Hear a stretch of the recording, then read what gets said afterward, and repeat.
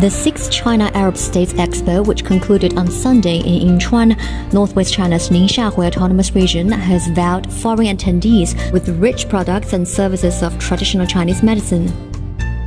That's a good feeling for the massage. This is the first time for me. I feel all my body is feeling good. Not like another massage. It's so good. I feel it's professionals, you know.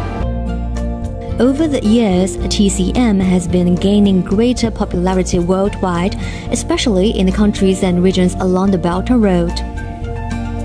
这些国家呢，人民群众对中医中药，特别是中医中药的一些针灸、推拿、按摩，这些还是很受欢迎的。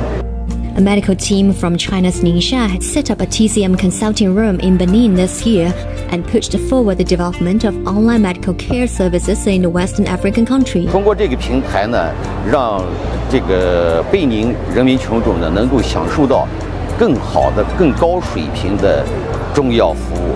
这个平台开通以来呢，门诊量是大幅攀升。 According to a plan issued by central government agencies in 2022, during the 14th five-year plan period, China aims to jointly establish 30 high-quality TCM centers with countries along the Belt and Road.